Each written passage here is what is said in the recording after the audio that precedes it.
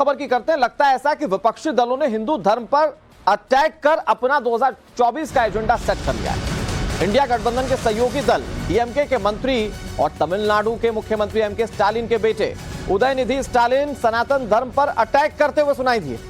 इसके बाद सियासी पारा हाई हो चुका है। तमिलनाडु के मुख्यमंत्री स्टालिन के बेटे का विवादित बयान क्या है, जरा सुनिए। वो कह रहे हैं कि सनातन धर्म डेंगू और मलेरिया जैसा है। आगे उन्होंने कहा कि सामाजिक न्याय समानता के खिलाफ है सनातन धर्म। सनातन विरोधी सम्मेलन में वो पहुंचे थे और सनातन विरोधी बयान दे दिया उन्होंने।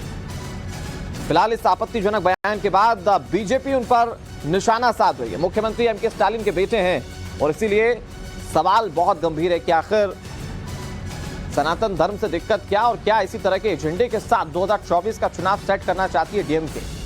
चेन्नई में सनातन निर्मूलन सम्मेलन का आयोजन शनिवार को किया गया था। उदय स्टालिन वहां मुख्य वक्ता के तौर पर पहुंचे थे। सनातन पर आपत्तिजनक बयान देते हुए उन्होंने कहा कि तमिलनाडु द्रविड़ संस्कृति की भूमि है और यहां सनातन के विस्तार को हम कतई मंजूर नहीं करेंगे। சனாதன எதிர்ப்பு மாநாடு என்று போடாமல் சனாதன ஒழிப்பு மாநாடு என்றும் நீங்கள் இதை போட்டிருக்கிறீர்கள், இதை அழைத்திருக்கிறீர்கள், இந்த நிகழ்ச்சிக்கு பெயரிட்டீர்கள். அதற்கு என்னுடைய வாழ்த்துக்கள். சிலவற்றை நாம் ஒழிக்கத்தான் வேண்டும், எதிர்க்க முடியாது. கொசு, டெங்கு காய்ச்சல், மலேரியா, கொரோனா இதையெல்லாம் நம்ம எதிர்க்கக்கூடாது, ஒழித்து கட்ட வேண்டும். அப்படிதான் இந்த சனாதனம். சனாதனம் என்பதை எதிர்ப்பதை விட ஒழிப்பதே நாம் செய்ய வேண்டிய முதல் காரியமாகும். तमिलनाडु के मंत्री हैं एमके स्टालिन, जो कि तमिलनाडु के मुख्यमंत्री उनके बेटे हैं और उनकी तरफ से ये गैर जिम्मेदाराना बात कही गई, विवादास्पद बातें कही गई। अब आपको पॉइंटर वाइज समझाते हैं, बताते हैं कि क्या कहा उदयनिधि स्टालिन ने, जो कि मंत्री। उन्होंने कहा कि सनातन उन्मूलन सम्मेलन की मैं सराहना करता हूं। एक ऐसा सम्मेलन जो कि सनातन के विरोध में था, उसकी सराहना ये कर रहे हैं। उन्होंने कहा कि कुछ चीजों का विरोध नहीं किया जा सकता। आगे उन्होंने क्या कहा, उन्हें समाप्त कर देना चाहिए। ये तमाम शब्द उन्होंने सनातन को लेकर कहे। ये कह रहे हैं कि सनातन को समाप्त कर देना चाहिए।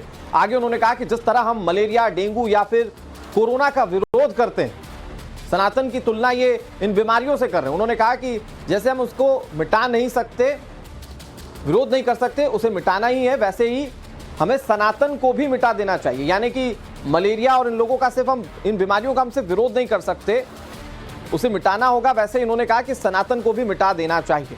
तो ये तमाम बड़ी बातें कही गई हैं और अब इसको लेकर इन पर निशाना भी साधा जा रहा है। दर सनातन धर्म पर उदयनिधि के अटैक के बाद सियासत गर्मा गई है। उदयनिधि के बयान पर बीजेपी ने निशाना साधा। उदय स्टालिन के बयान पर बीजेपी का पलटवार। बीजेपी नेता अमित मालवीय ने ट्वीट कर घेरा है। उदय स्टालिन ने हिंदू नरसंहार का नारा दिया। सनातन को मानने वालों को मिटाने की साजिश है, ये बड़ी बात कही गई। क्या विपक्षी गठबंधन के मुंबई बैठक में यही तय हुआ है? अमित मालवीय ने इसे इंडिया गठबंधन की बैठक से भी जोड़ा। अमित मालवीय ने अपने ट्वीट में कहा कि स्टालिन की पार्टी डीएमके विपक्षी गठबंधन की अहम पार्टी है और कांग्रेस की बहुत पुरानी सहयोगी। तो क्या विपक्ष की चुनावी रणनीति के तहत स्टालिन के बेटे ने सनातन पर घिनौना प्रहार किया है? अमित मालवीय का वो ट्वीट जिसके अंश हम आपको दिखा भी रहे हैं।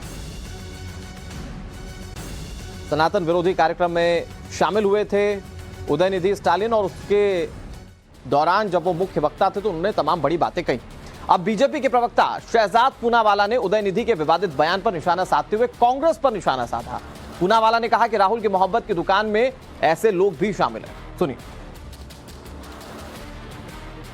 इस प्रकार से डीएमके जो इंडी अलायंस का हिस्सा है, उसके नेता उदयनिधि स्टालिन कहते हैं कि वो न केवल सनातन धर्म का विरोध करते हैं बल्कि उसकी तुलना बीमारियों से करते हुए उसको नस्तनाबूद खत्म करने की बात करते हैं। मतलब कि जिस धर्म में 80% लोगों की भारत में मान्यता है उसी को समाप्त करना है, उसके अंदर आस्था रखने वाले लोगों को एक प्रकार से समाप्त करना है। ये बात जब वो कहते हैं और इसका समर्थन कांग्रेस पार्टी के कार्ति चिदंबरम भी करते हैं, क्या यही मोहब्बत की दुकान है राहुल गांधी जी? सवाल ये बनता है कि क्या सनातन धर्म को नस्तनाबूद और खत्म करने से, उसके मानने वालों को खत्म करने से जुड़ेगा भारत इनके हिसाब से? और बीजेपी के उदयनिधि के विवादित बोल पर पलटवार के बाद उदयनिधि स्टालिन ने ट्वीट करके बीजेपी पर निशाना साधा। वो क्या कह रहे हैं अब जरा ये सुनिए। विवादित बयान पर उदयनिधि ने ट्वीट करके लिखा कि मैं भगवा धमकियों से डरने वाला नहीं हूं। किसी भी कानूनी चुनौती के लिए मैं तैयार हूं। सनातन धर्म को रोकने की लड़ाई जारी रहेगी। उदयनिधि अपने बयान पर कायम है।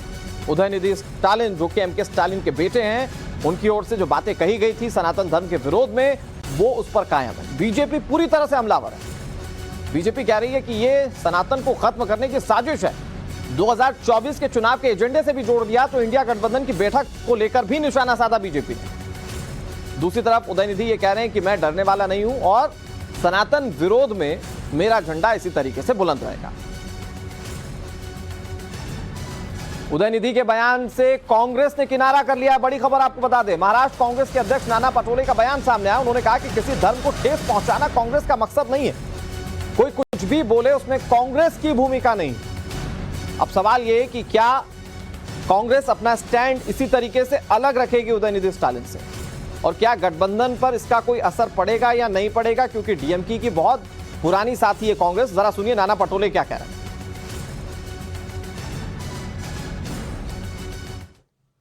के बारे में चेष्टा करना, किसी की भावनाओं को बता देना, ये कांग्रेस की भूमिका नहीं है। सर्वधर्म समभाव की भूमिका जो बाबा साहब अम्बेडकर ने हमें संविधान में दी है, उसी भूमिका को लेके चलते हैं। हाँ, हम किसने क्या बोलना वो हमारे हाथ में थोड़ी। और अमित कुमार हमारे सहयोगी ज्यादा जानकारी के साथ जुड़ गए। अमित, ये ऐसा मामला जिसको लेकर भारतीय जनता पार्टी बहुत ज्यादा हमलावर है, लेकिन दूसरी तरफ अगर आप देखें तो उदयनिधि स्टालिन अपने बयान पर कायम है और दूसरी तरफ कांग्रेस ने इससे किनारा कर लिया है। तो अगर सियासी तौर पर देखें, क्योंकि बीजेपी इसे 2024 से जोड़कर बता रही है, तो दूसरी तरफ कांग्रेस पार्टी अगर किनारा कर रही, आने वाले वक्त में पॉलिटिकल एंगल्स इसमें क्या और सामने आ सकते हैं?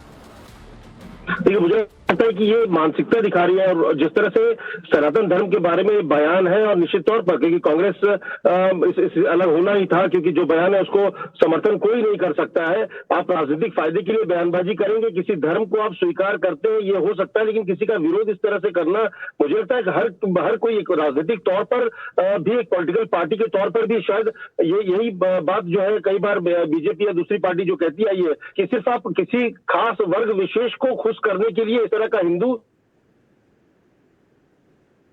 का जो प्रयास है वो दिखता है कि किसी धर्म, इसीलिए तुष्टीकरण की बात जो बीजेपी या प्रधानमंत्री मोदी कहे थे उसकी वजह भी सामने दिख रही है कि कैसे ये बयान जो है सिर्फ इसलिए कि बीजेपी के खिलाफ आपको बयान देना है तो आपने दे दिया, आरएसएस के खिलाफ बयान देना, हिंदू समाज, पूरे समाज को आप एक तरह से अपमानित कर रहे हैं। और यही वजह है कि कांग्रेस ने अपने आप को अलग कर दिया और इस तरह के बयान का समर्थन कोई नहीं करता और बीजेपी इसे एक बड़ा मुद्दा बनाएगी।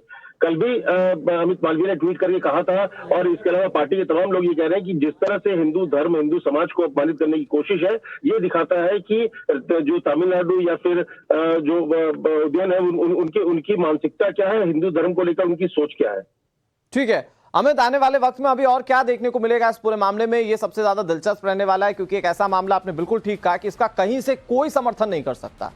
तो आने वाले वक्त में पॉलिटिकली क्या होता है देखने वाली बात है। बहुत शुक्रिया आपका हमारे साथ जुड़ने के लिए और पूरी जानकारी देने के लिए। उदयनिधि के बयान पर धर्मेंद्र प्रधान ने पलटवार किया।